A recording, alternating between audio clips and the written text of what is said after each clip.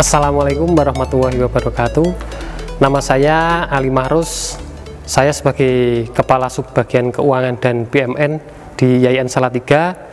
Saat ini saya sebagai peserta pelatihan kepemimpinan pengawas angkatan 2006 tahun 2020. Pada aksi perubahan yang saya lakukan, saya mengambil tema tentang penerapan sistem pengelolaan UKT atau uang kuliah terpadu berbasis online di YIN Salatiga. Kenapa saya mengambil tema ini? Karena saat ini atau sebelum-sebelumnya penerapan UKT kepada mahasiswa itu masih bersifat pukul rata atau bersifat penentuan grade-nya itu masih dari instansi atau belum berdasarkan kemampuan mahasiswa.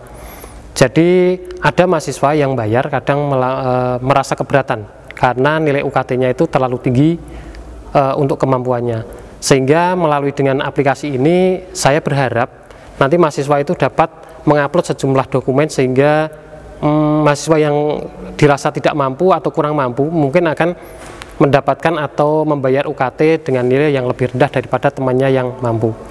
Pada sistem ini saya berharap nanti sistem ini dapat berjalan dengan baik mulai tahun 2020 dan tahun-tahun berikutnya.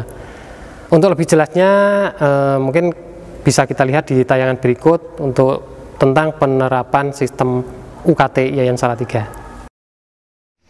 Dalam rancangan aksi perubahan ini saya mengambil judul penerapan sistem pengelolaan UKT atau SIPUT berbasis online YIN Salatiga. Untuk latar belakangnya sendiri ini ada 4. Yang satu, penentuan UKT mahasiswa baru masih bersifat top down atau berdasarkan program studi. Yang kedua, UKT mahasiswa tidak berdasarkan kemampuan calon mahasiswa baru. Yang ketiga, antrian yang panjang ketika registrasi mahasiswa baru. Dan yang terakhir, banyaknya mahasiswa merasa keberatan dengan besaran UKT-nya sehingga meminta penurunan UKT. Kemudian untuk kondisi saat ini sudah saya tulis untuk beberapa. Jadi misalnya yang pertama itu belum ada koordinasi yang baik antara keuangan rektorat dengan fakultas dan pascasarjana, terutama dalam penentuan nilai UKT mahasiswa. Ini di sini untuk kondisi yang diharapkan saya juga sudah nulis semuanya sini di RAP, sudah saya tuliskan secara jelas di sini. Yang paling penting adalah ketika tadi seperti di latar belakang bahwa penentuan UKT itu masih berdasarkan program studi, belum berdasarkan kemampuan mahasiswa itu sendiri. Kemudian untuk untuk tujuannya ini ada jangka pendek, jangka menengah, dan jangka panjang. Untuk jangka pendek ini adalah ketika saya bikin RAP sampai dengan terbentuknya aplikasi itu sendiri. Untuk jangka menengah yaitu implementasi dan penggunaan aplikasinya, sedangkan yang jangka panjang untuk pengembangan. Untuk manfaat sendiri ini ada 3. Yang pertama, memudahkan pengelolaan UKT di YIN Salatiga. Yang kedua, memudahkan penghitungan penerimaan UKT di fakultas dan pasca sarjana. Yang ketiga, mempercepat proses pelayanan terkait UKT mahasiswa. Ini untuk stakeholdernya. Jadi untuk stakeholder ini ada dikategorikan ada 2 ya, stakeholder internal dan eksternal. Misalnya dimulai dari mentor saya yaitu Bapak Karjan sebagai Kepala Bagian Perencanaan Keuangan, dan ada Wakil Rektor 1, Wakil Rektor 2, Kabak Akademik, Kasubag Akademik, ada Bendara Penerimaan, dan staf Subbag Keuangan sendiri. Untuk yang eksternal ini ada tim IT eksternal yang nanti tugasnya salah satunya adalah mengembangkan dan membuat aplikasi ini. Rencana tim efektif yang saya bikin di sini dimulai dari mentor itu Bapak Haji Karjan MM sebagai Kepala Bagian Perencanaan dan Keuangan. Proyek leadernya saya sendiri. Coach di sini Bapak Dr. Haji Solihin MSI. Kemudian untuk timnya ada tim administrasi dan tim teknis. Untuk tim administrasi ini ada Pak Yusuf, Sarip, Kurnia Ika, dan Anida. Untuk tim teknisnya sendiri ada Bimo Haryo, Hamid Barulum, dan Naufal Arman Hafid. Ini untuk konsep sistem penentuan UKT. Jadi dimulai ketika calon mahasiswa baru itu dinyatakan diterima. Kemudian calon mahasiswa itu akan mengupload sejumlah dokumen yang dibutuhkan dalam aplikasi ini. Hasil dari upload itu kemudian akan diverifikasi oleh petugas. Jadi misalnya nanti sudah mengupload dokumen SKTM, ini valid tidak lah, itu di tahap verifikasi. Kemudian setelah itu akan keluar nilai UKT-nya, yaitu di penentuan UKT. Mahasiswa A akan mendapatkan UKT sekian, mahasiswa B sekian, itu nanti di tahap penentuan UKT nomor 4. Kemudian ada masa banding di sini di tahap kelima. Masa banding ini misalnya ada mahasiswa baru yang merasa sudah mengupload semua dokumen tapi kok nilai UKT-nya masih tinggi, maka akan ada masa banding dari calon mahasiswa tersebut untuk langsung menanyakan ataupun menyanggah kenapa nilai UKT saya segini, ataupun bisa mengunggah sejumlah dokumen baru agar UKT-nya menjadi lebih rendah dari yang ditentukan di awal. Setelah itu baru di tahap terakhir, yaitu pembayaran ini langsung bisa ke bank. Saat ini kami menerima mahasiswa baru itu dari 2 bank, yaitu Bank BRI Syariah dan BPD Syariah atau Bank Jateng Syariah. Jadi ada 2 bank kita sebagai bank penampung untuk UKT mahasiswa itu. Kemudian untuk variabel penentu UKT di aplikasi ini, mahasiswa harus mengupload sejumlah dokumen tadi yang saya sampaikan di depan. Variabel penentunya ini yang pertama ada pekerjaan dan penghasilan orang tua.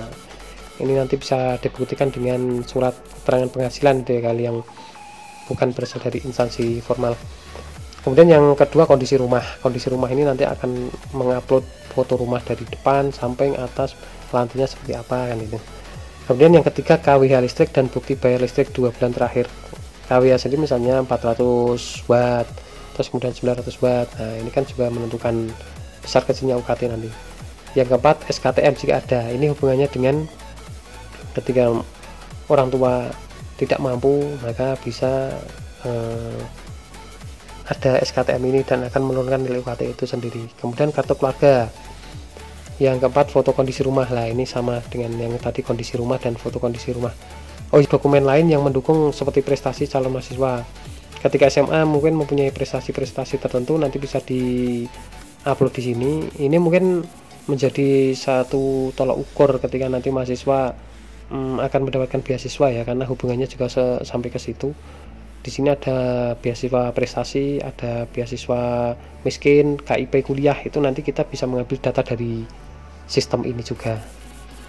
Mungkin ini slide ini yang bisa kami jabarkan di RAP ini. Terima kasih. Assalamualaikum warahmatullahi wabarakatuh. Nama saya Karjan, Kepala Bagian Perencanaan dan Keuangan YAIN Salatiga, sekaligus sebagai mentor Saudara Ali Mahrus SOS, Kasubag Keuangan dan BMN dalam aksi perubahan pada Diklat PKP tahun 2020. Saya mendukung aksi perubahan yang dilakukan Kasubag Keuangan dan BMN ini dengan tema penerapan sistem pengelolaan UKT atau SIPUT berbasis online YAIN Salatiga. Pada Diklat Pelatihan Kepemimpinan Pengawasan PKP Angkatan 2026 tahun 2020, saat ini di YAIN Salatiga dalam menerapkan UKT kepada mahasiswa masih bersifat pukul rata kepada calon mahasiswa berdasarkan program studi dan belum berdasarkan kemampuan bayar mahasiswa. Oleh karena itu, jika aksi perubahan ini dapat berjalan dengan baik, maka nanti calon mahasiswa akan membayar UKT berdasarkan kemampuannya dan tidak lagi terjadi antrian dalam registrasi karena semuanya sudah bersifat online. Memang tahun 2020 ini YAIN Salatiga berencana menerapkan sistem pengelolaan UKT ini agar kedepannya tidak lagi terjadi antrian panjang hanya untuk proses penurunan UKT atau banding karena sudah bisa diakomodir dengan aplikasi online ini.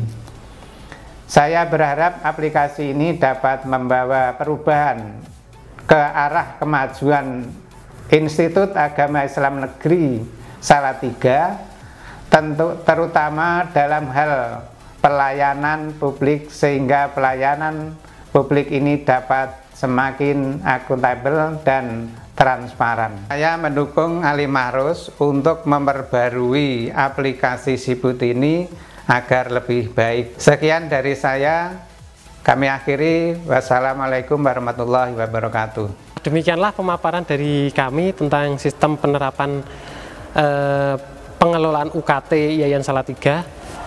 Saya berharap sistem ini dapat berjalan dengan baik. Dimasukkan kepada saya terkait dengan aksi perubahan ini.